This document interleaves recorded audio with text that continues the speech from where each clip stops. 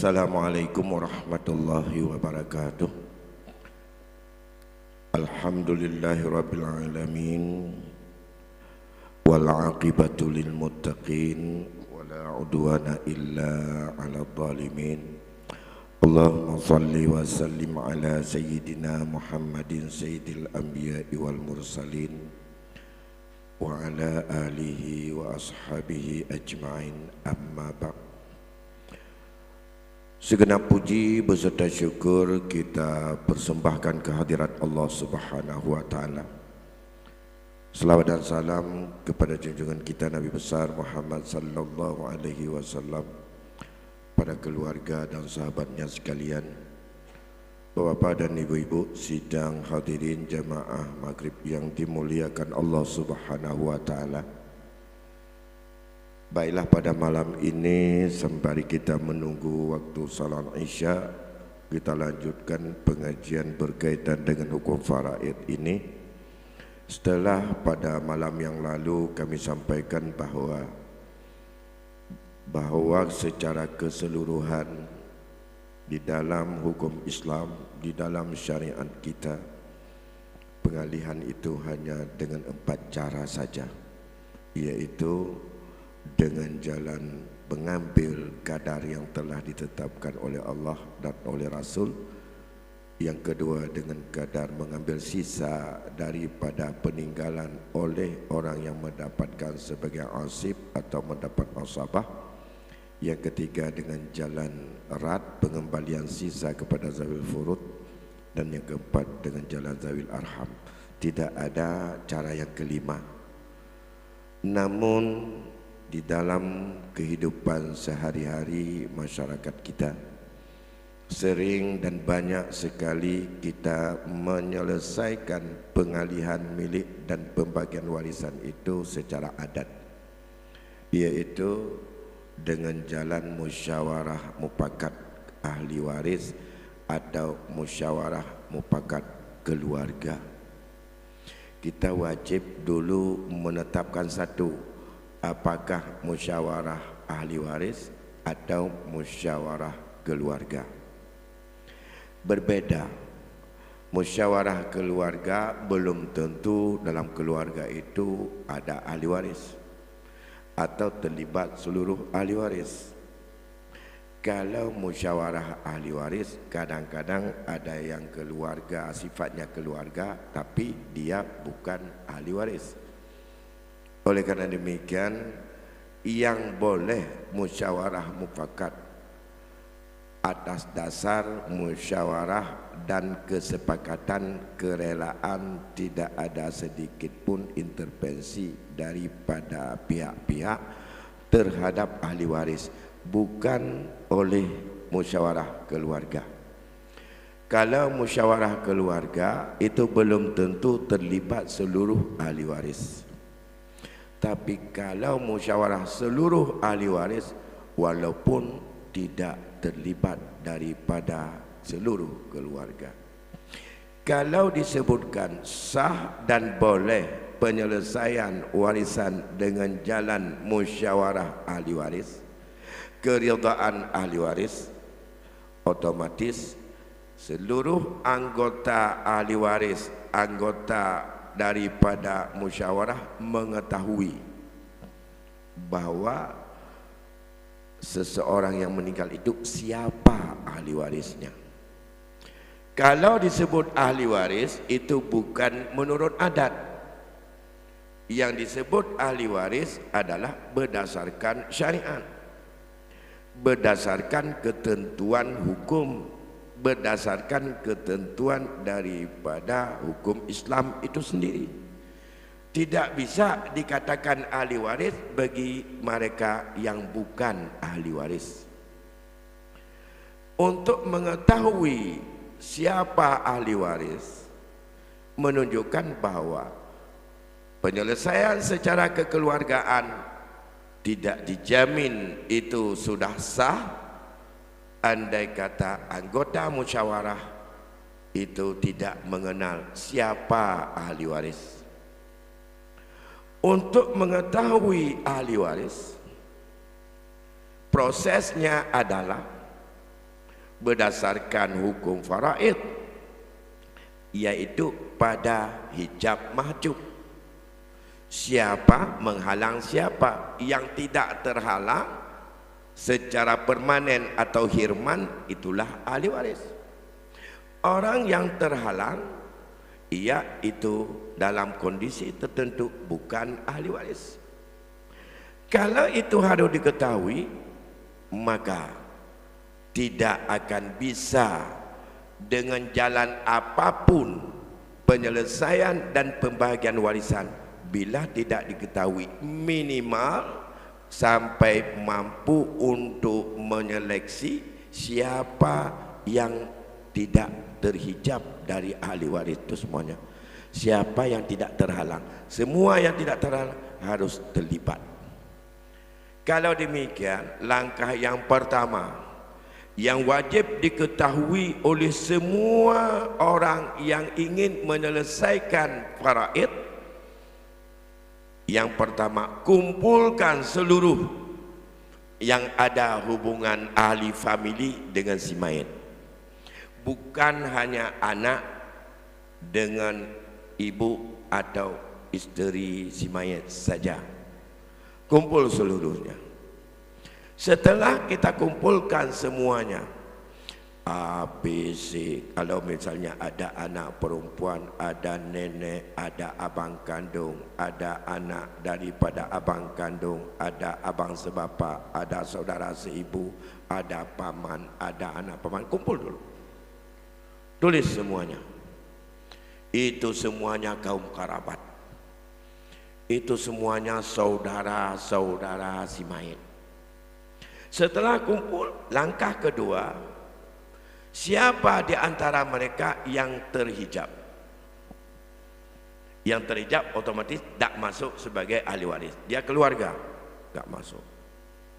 Setelah mengetahui siapa yang terhijab, barulah nampak siapa yang menjadi ahli waris. Ini ahli waris, ini ahli waris, ini ahli waris, ini mendapat bagian tertentu, ini sebagai asabah, ini sebagai bulan, ini sebagai pulit. Udah tahu semua. Setelah itu, apakah mau bagi seperti perintah Allah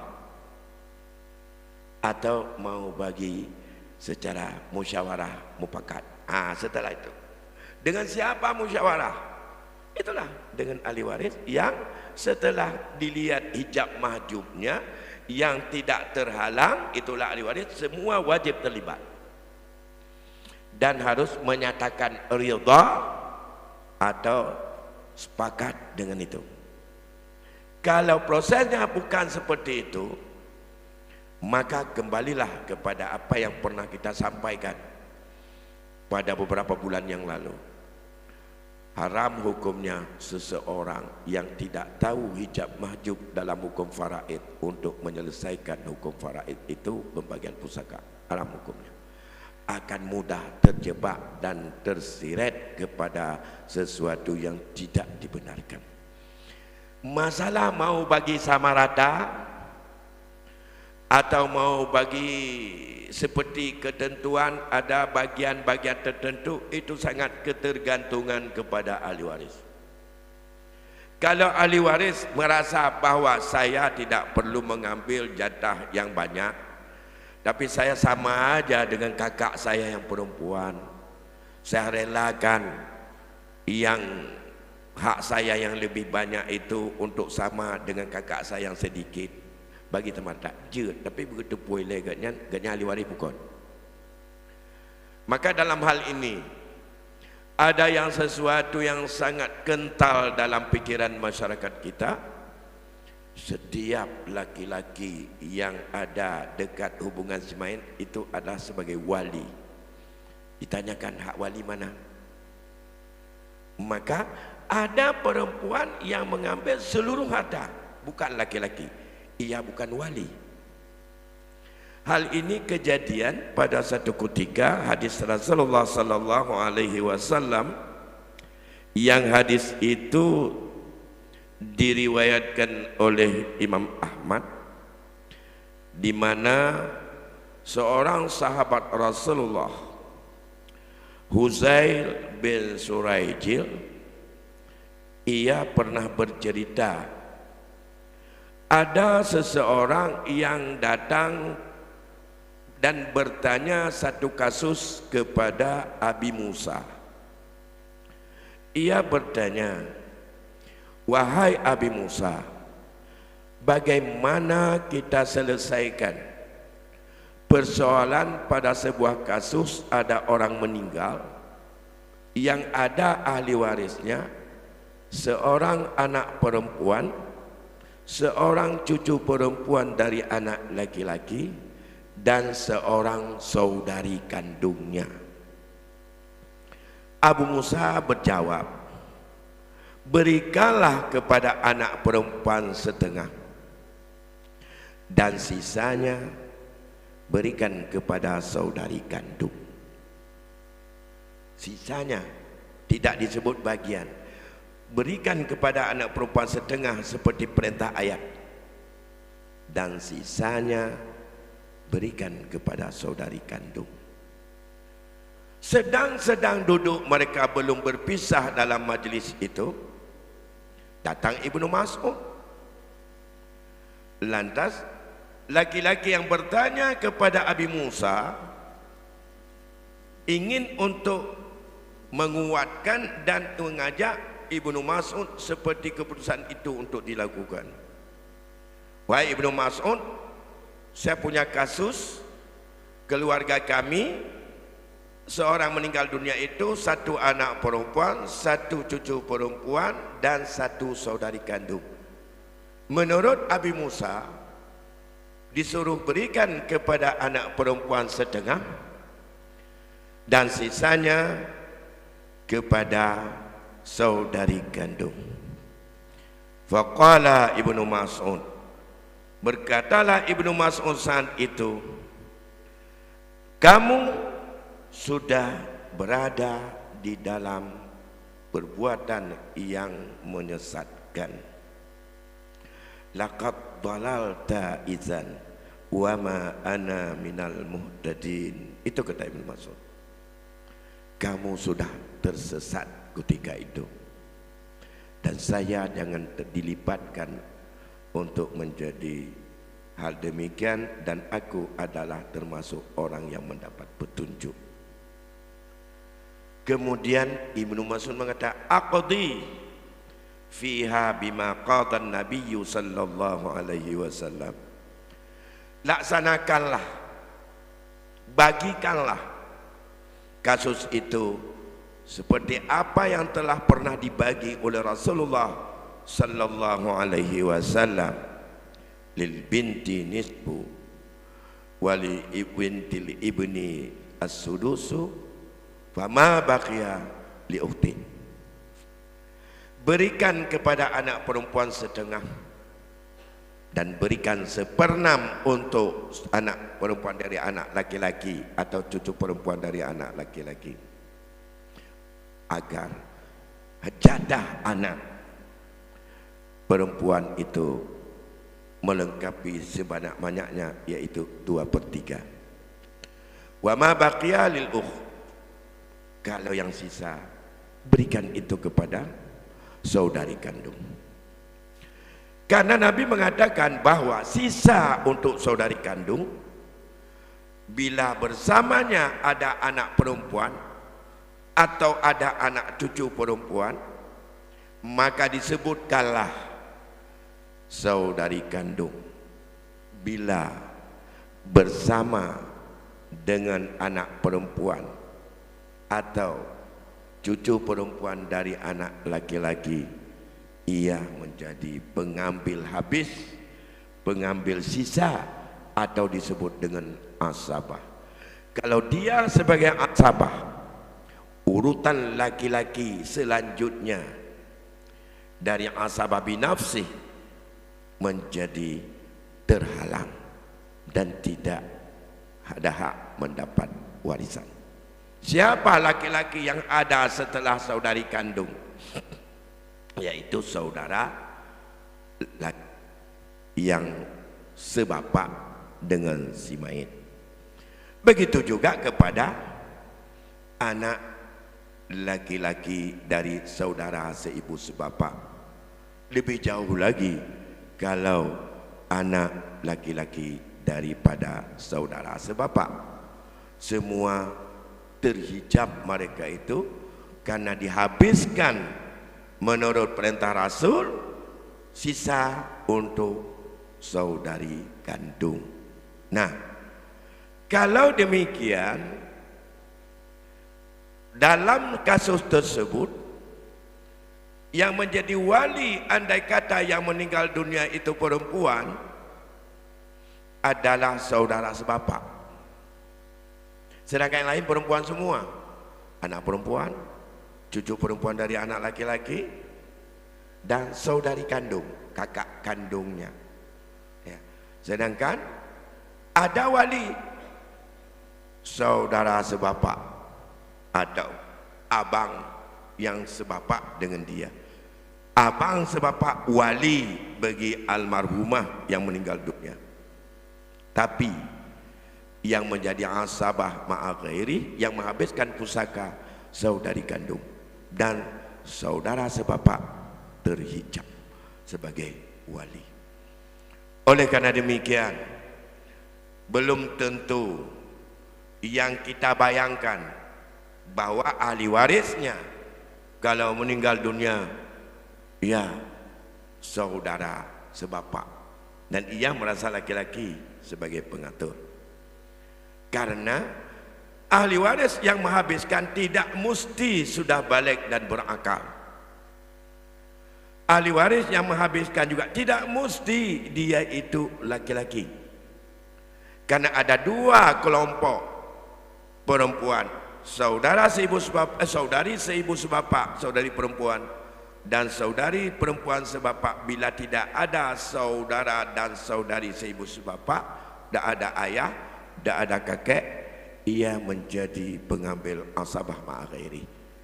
Maka dalam kelompok yang kedua, setelah kita mengetahui betul siapa-siapa di antara mereka yang mendapatkan bagian tertentu yang ada di dalam 12 kelompok ahli waris dengan kondisi-kondisi yang berbeda, maka kelompok asabah dibagi kepada 3 bahagian. Ada 3 macam yang mengambil dengan jalan asabah, yaitu mengambil setelah diambil oleh kelompok yang mendapat bagian tertentu tidak habis, maka sisanya diambil oleh asabah, yang biasa kita sebut diambil oleh wali, tapi konon dia wali. Sebab mana anak min ubud tak tinggal de anak agam iji hanya ke wali lom. Karena wali harus balik dan berakal. Tapi anak minnya menghabiskan seluruh harta. Atau seorang meninggal dunia ada ayahnya, tapi ayahnya sudah tidak lagi normal berfikir. Barangkali dia sudah sudah pikun. Sebagai wali tidak bisa lagi dia. Dan ia penikah dengan jeli kenyang ketemayang dan leho ketemayang apa enuak ketemayang leho kan. KJK Punakeraka ya kauzor sekali ingatan hana betul. Balik ketemayang muda tanya kaget dia temayang talang. Kaitan mau tahu, apa dia mau tahu Aisyah. Jadi kadang-kadang begitulah pemikiran orang sudah. Tapi dia masih nyawa. Ayah dari almarhum orang meninggal tadi, dia masih hidup. Dia dalam keadaan tidak lagi berfikir dengan cerdas dan tidak lagi sebagai orang mutlak tasarruf yang harus tertuntun karena dia itu tidak lagi normal berfikir. Sudah uzur atau ia itu udah bahasa lain ia kajawai. Tapi dalam konteks pusaka, bila anaknya meninggal, anaknya tidak punya keturunan dari anak-anaknya ke bawah, yang ada hanya dia, tapi ada abang kandungnya, kemudian anak-anak dia yang lain ada satu yang meninggal, yang jadi pengambil semua harta bukan abang atau adiknya yang meninggal, tapi yang menghabiskan ayahnya, yang uzur tadi. Maka yang kejut bekle tad dikatanya dalam ulai untuk terpekap bahawa dalam putakanya wali. Belum tentu seorang wali itu dia punya hak dalam warisan. Karena disebut dengan wali, orang fasik saja tidak dikira wali dalam konteks perwalian nikah. Nah, ayahnya tapi dia fasik, tidak mau taubat, itu berpindah terus kepada kakeknya. Enggak ada kakek berpindah kepada abangnya. Ia masih hidup tapi tidak dihitung sebagai wali. Itu wujuduhu ka'adamihi, ada sama dengan tidak ada. Ya, karena dia tidak bisa lagi sebagai berfikir sebagai wali. Tapi dalam konteks pusaka tidak dilihat dia masih sehat.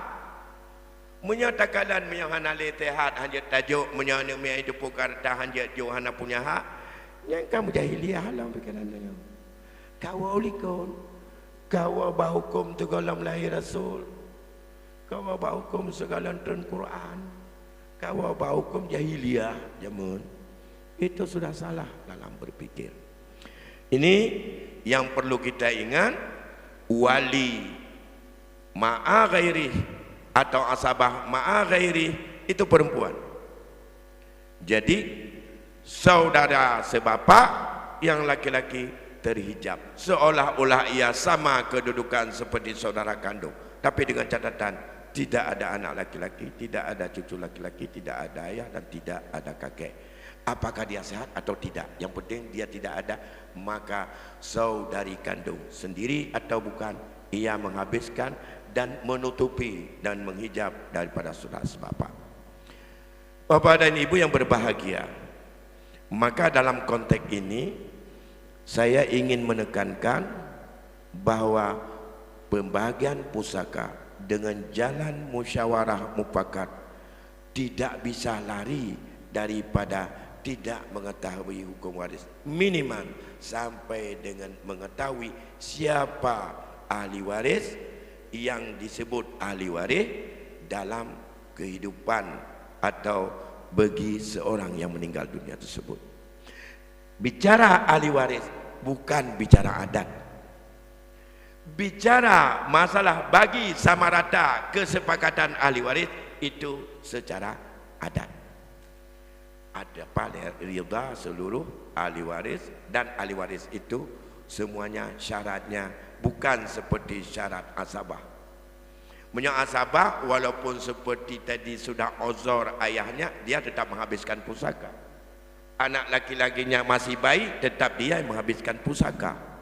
Tapi kalau masalah ahli waris yang boleh untuk musyawarah mufakat bagi sama rata, harus mutlak tasarruf, harus sehat pikiran, harus sehat akal, harus cerdas, tidak boleh uzur, tidak boleh kecil, tidak boleh sudah tidak lagi bisa berfikir normal, tidak boleh juga dia itu gila, baru boleh.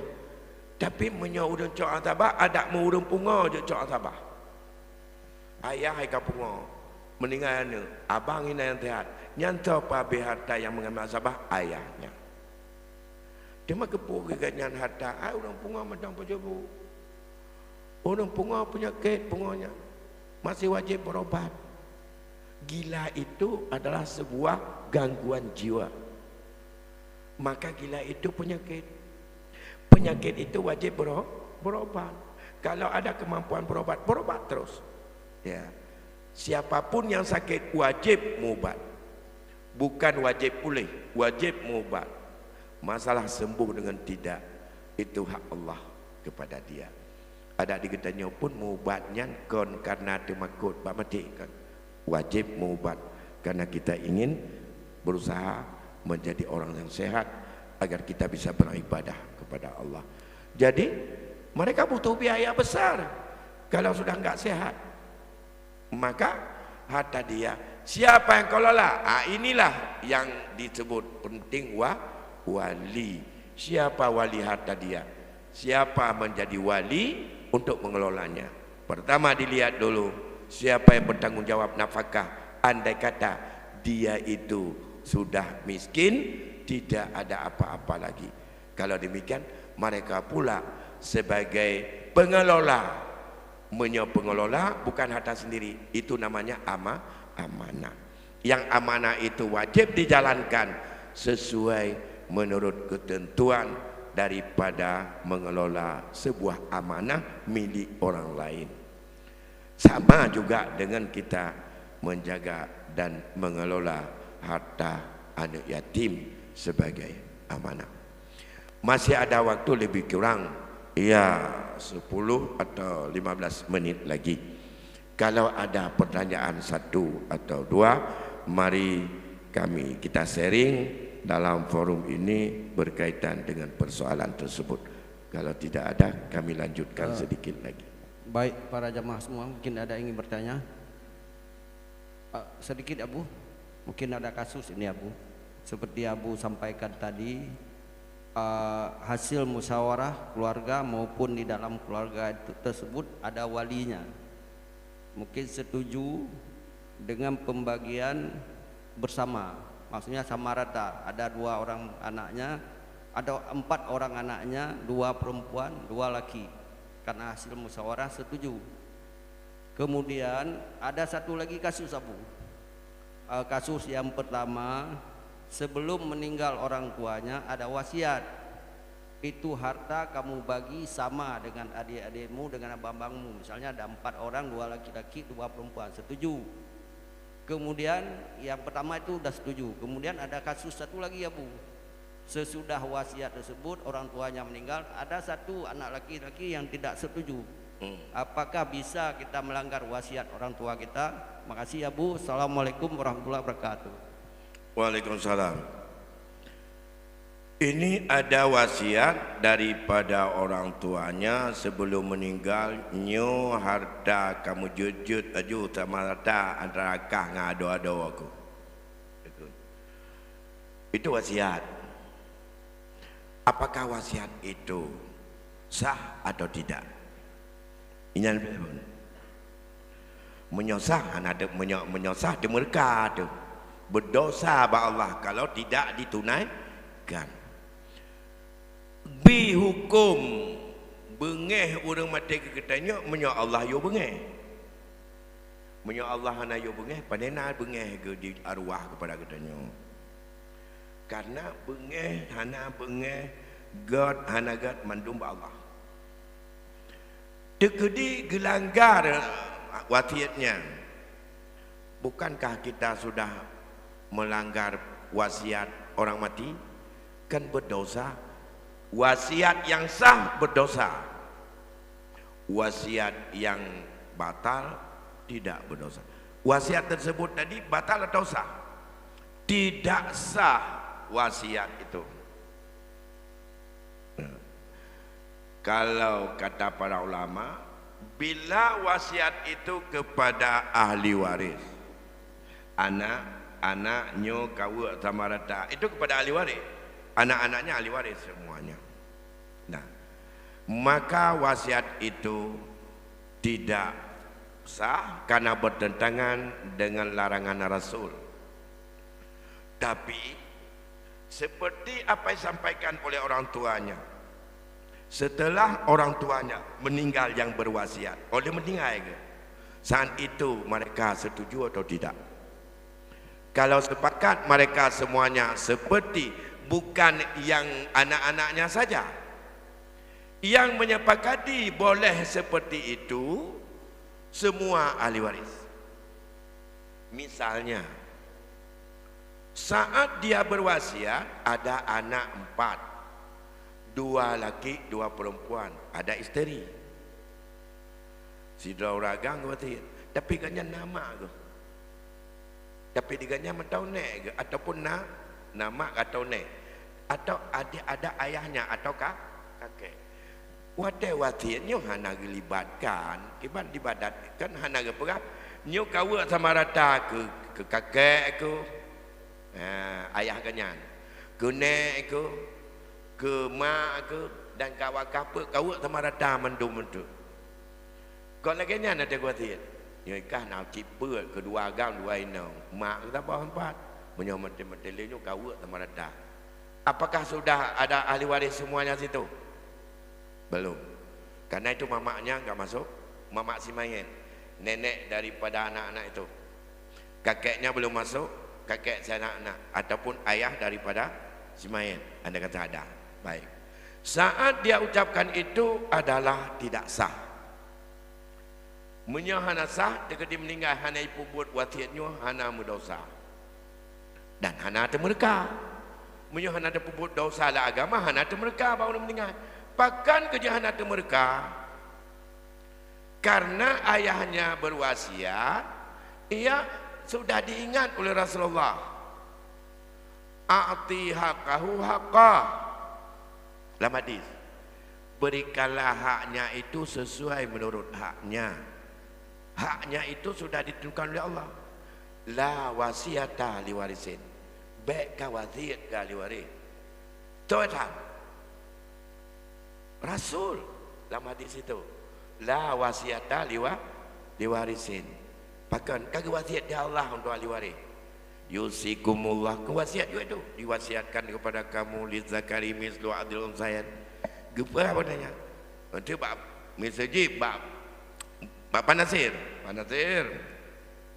baik tak wasiat kepada ahli waris kata, yang kan ahli waris juga, boleh. Tapi kalau ahli waris baik tak wasiat, kena Rasulullah, hana nak dengar Rasulullah nak, nak wasiat laju.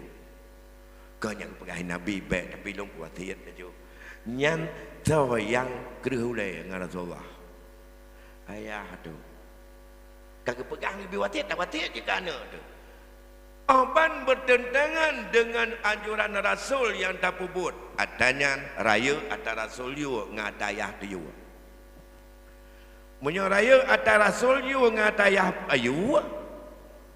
Dan langgar atayah tu la ta'ata lima khluqin lima syatillah. Tak pubutnya maksiat kepada Allah karena tak langgar perintah Rasul baik wasiat. Bukan. Cuma menyala meninggalkan pakai jut. Menyangka setuju di ahli waris. Jut setelah wasiat ganyan bukan atas dasar wasiat. Sama dengan atas dasar bagi sama rata tadi. Muafakat musyawarah. Ridha mandu-mandu. Masalah jisipu. Di saat dah pegah. Nya jika lagi yang wasiat mahana dah pubut lagi nyo temurka kata ridha laju mandum. Nyan kata pemaaf. Kau tak pegang hukum sebenarnya. Tak pun maaf di antara ahli waris. Dan nyontuk nyopempo dan hana doa dari arwah. Hana berkat gedanya tamu debnya. Maka di gedanya hana kepada. Itu sudah kita besar-besarkan. Sebenarnya bila ahli waris semuanya duduk balik. Na wacana orangnya almarhum kepegah lagi nyo. Nyo kiban. Jenah sepakat pada medum. Keputusan yang sepakatnya ada kata. Kalau sesuatu yang sah tak perlu minta sepakat, wajib laksanakan. Kalau minta sepakat berarti sekarang dilaksanakan seperti apa yang disampaikan oleh almarhum atas saling hibah menghibah atau beri memberi antara ahli waris yang ada. Yang kedua, sebelum meninggal nyo istilah kita nyo nak pemeri kanjo pemeri kan hibah nyo menyamate-mate lon untuk baik karu-karu baik kan pakai-pakai nyo tahu aju jeno harta no cuma meno jeno menyo kalau mate lon nya nak talon ni le mendung oleh mate lon kacak aju bukan surat-surat tekan mendung ya nyo nehun ke abang ke Tuhan Danau Belang ke adik ke yang enam. Rumah ke adik ke yang tulut. Kabeh ke urut mendung. Lenyang cok turat. Berat. Tekan tak tidak. Awakkah tekan mendung. Sepakat lagi nyo kah tekan. Ya. Kalau tekan. Lenyang kah tekan dalam kedua tekan awak nyo kah sepakat lagi nya. Cok turat tu untuk apa pedua. Kebah turat nyumpat. Nyo menyampat dulu nyumpat turat cok. Yang kami lekkah mendung karena turat-turat nampak.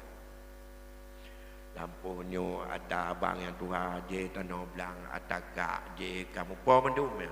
Karena aturan kali teken. Yang pula ada tu. Nyan put naturat, naturat. Naturat kadia meteken mandum bunuh bena anu nyan nasah ana. Karena getak lekkan cok oleh mati katnya. Dino katnya kalau gepegat adanya tu golong ganyan mati. Gewe golong meninggal ganyan. Dan nak kau hibah mana kerja? Oh nyan hibah. Kau hibah kan? Punya hibah lepaskan milik sekarang. Tidak boleh lagi dia miliki. Mau dia jual, mau dia pakai terserah dia. Tapi kalau dibatasi, jangan kamu dari selama aku hidup ini aku pakai elek. Dia mati lu kacau aja tempat-tempat. Itu wasiat. Karena dikaitkan pemilikan sah untuk tasarruf, jut untuk ibu belau, jut jiwakaf, jut jimuterkah pajan oleh mati ayah dia yang beri wasiat. Mudah-mudahan setiap apa saja pemberian kepada anak atau kepada siapa saja yang ditaklikkan, dihubungkan pengambilannya dengan mati, itu namanya wasiat. Mudah-mudahan ada kana surat yang pi wasiat. Walaupun suratnya dalam Islam sahbut kon gara-gara surat. Buat teken surat surat bulut. Tapi menyoneme adanya bak pengadilan karena lebih raya surat dengan hukum yang mungkin ibu putuh dawaknya adanya yang dia bagi liharu laginya. Menurut hukum Islam hansah dapat jauh menyohana setuju mendung. Walaupun karena surat mati on tepo. Kuat surat menyatakan perkara. Kuat. Tapi perkara dengan menang perkara hala anda menyatakan hakikat milik tanya tetap mana hala. Baru hala kiban rida pemiliknya. Rida pemilik. Siapa pemilik? Lepas hukum peraih ketawa-tawa yang milik. Dirida dia banyak, mana yang rida banyak tetap mana hala katanya. Ini yang berkaitan dengan wasiat. Tapi menyawaknya dirida setelah, tapi tidak awaknya mentang harus seluruh ahli waris. Maka itu bagaimana untuk mengetahui ahli waris itu enggak cukup dengan isteri, bapa, anak saja. Cikgu lah ahli waris. Bapa perai, sosok ahli waris. Degedi meninggalkannya. Nyan urunyan mandum oleh meninggal. Sah.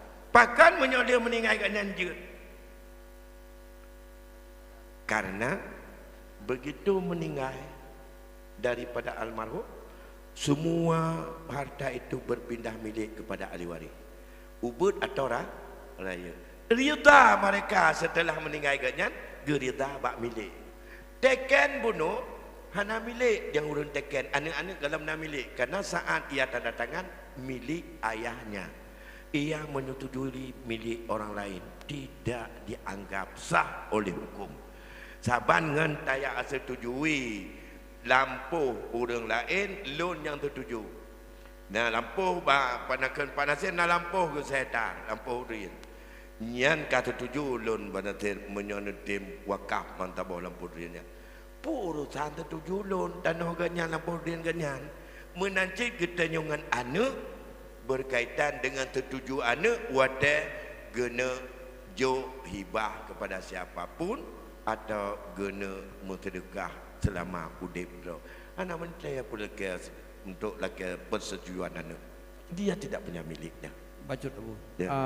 Seperti Abu sampaikan tadi, mungkin si mayit ini masih ada orang tuanya, ayahnya atau ibunya.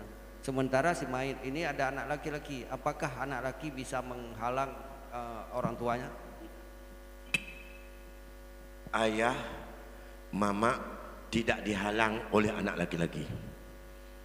Bila seluruh harta, seluruh ahli waris ada. Man 25, 15 dra agam. 10 perempuan. Tapi nah hijab maju. Yang tidak terhijab daripada 25 semuanya kumpul hanya 5 orang. 5 orang tidak ada yang menghijab. Tetap dia jadi ahli waris. Siapa? Anak laki-laki.